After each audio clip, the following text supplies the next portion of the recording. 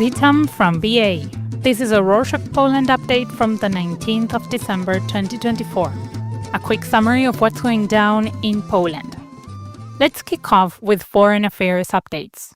On Thursday the 12th, a European Commission decided to give $55 million of financial support to Poland to strengthen its borders with Russia and Belarus, which use hybrid attacks to destabilize Europe with the illegal immigrant influx.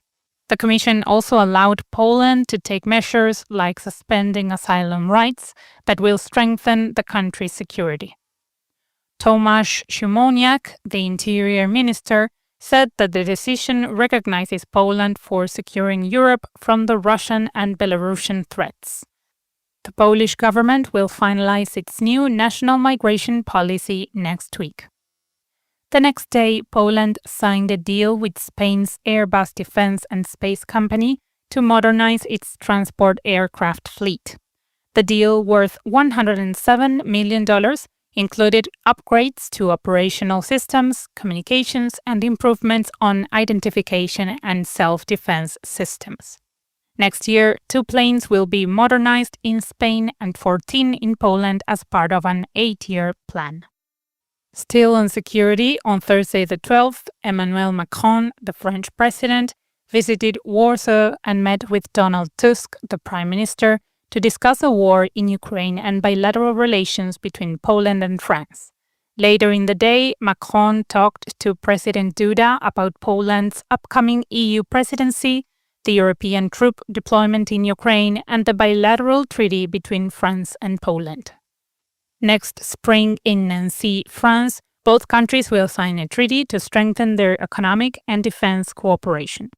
Speaking of Ukraine, on Tuesday the 17th, Tusk met with Volodymyr Zelensky, the president of Ukraine, in Lviv city in western Ukraine.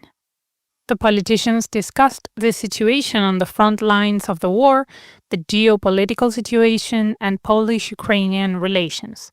Tusk also announced the opening of a new road in early 2025 that will connect Piotrków-Trybunalski, a city in central Poland, with Dorohusk, a Polish village at the border crossing into Ukraine.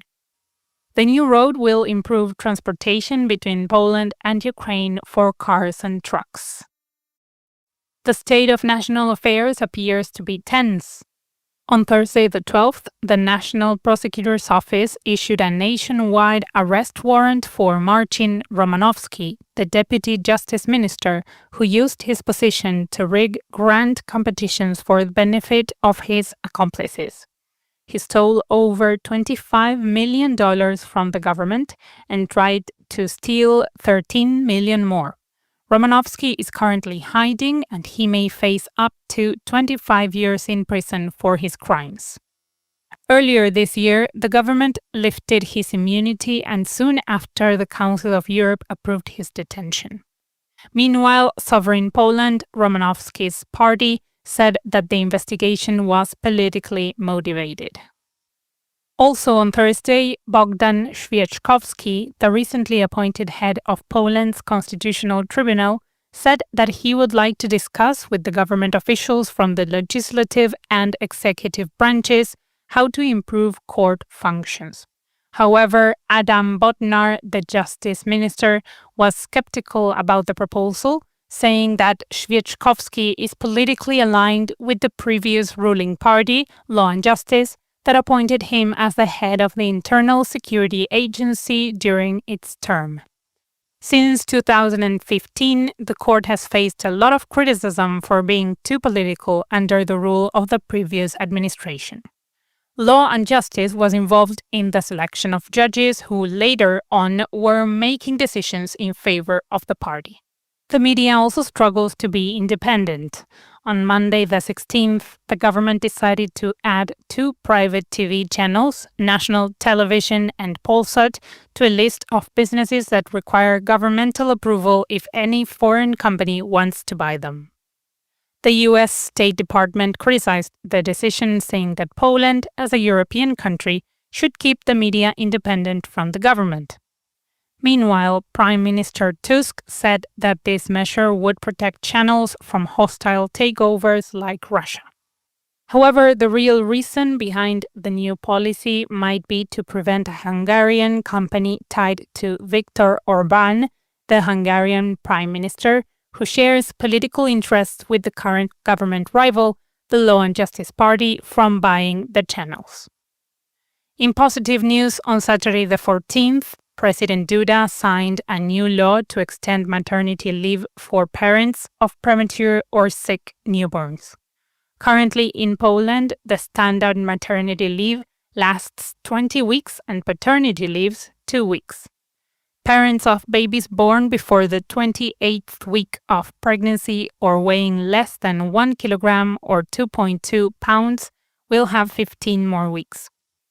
If a baby is sick or born before 36 weeks of pregnancy, the parents can take 8 additional weeks. Either the mother or the father can take this additional leave, or they can share it between themselves. The healthcare sector saw positive updates as well. On Tuesday the 17th, the Polish surgeons from the World Hearing Center in Kajetani, a village in central Poland near Warsaw, successfully implanted the MI2000 internal hearing device in 3 patients for the first time in the country. Unlike traditional external hearing devices, the internal implants are invisible, more comfortable, and allow patients to swim or work in dusty environments.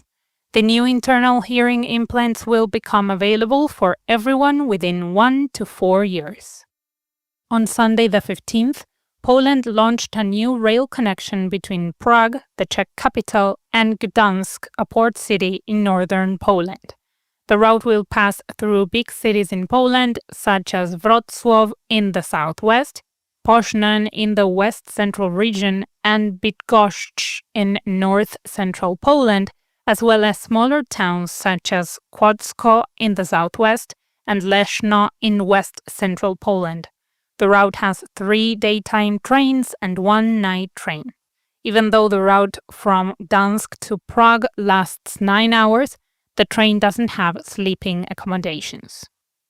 Next up, on Tuesday the 17th, the Government Strategic Reserves Agency announced that it would sell 1,000 tons of frozen butter from its reserves to lower the rising butter prices.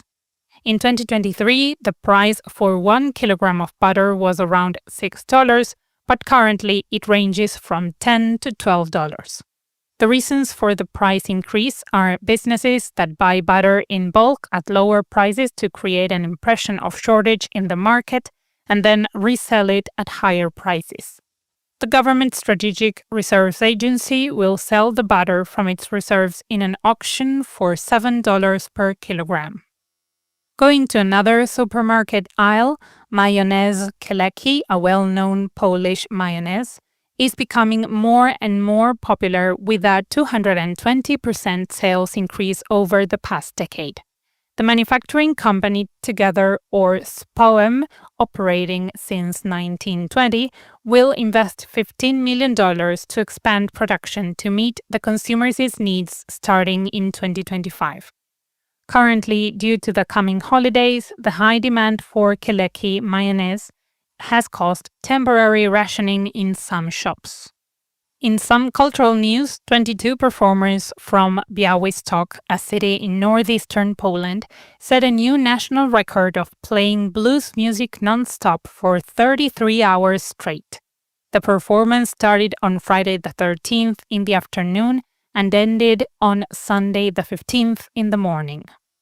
Marek Gaszerowski, the organizer of the event, said that this performance was a contribution to a long-going blues tradition in the region. The participants of the event donated money to Poles from the Niemen River Foundation, which helps Polish ethnic groups in Lithuania, Belarus, and Latvia. Talking about holidays, on Wednesday the 25th of December, the country will celebrate Christmas. The celebrations usually begin on the 24th of December with Christmas Eve, or Wigilia, when there is a traditional family dinner with 12 meatless dishes like pierogi, barszcz, and carp. The Catholic religious part of the nation usually shares wafer or opłatek, a thin and leavened bread, and exchanges wishes. The tradition draws back to the Last Supper in the Bible, which symbolizes unity, love, and forgiveness. Later, families may attend the evening Mass.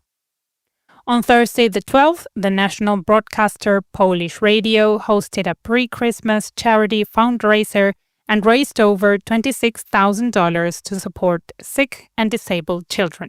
Some Polish celebrities, artists, and sports stars donated some of their belongings for the auction. And that's it for this week. Thank you for joining us. Did you know that if you are listening to us on Spotify, you can leave comments or questions in the episode? There's a comment box right there. The comments are private by default and we won't publish them. If you want us to get back to you, share your email so we can contact you back. We'd love to hear from you. Do zobaczenia!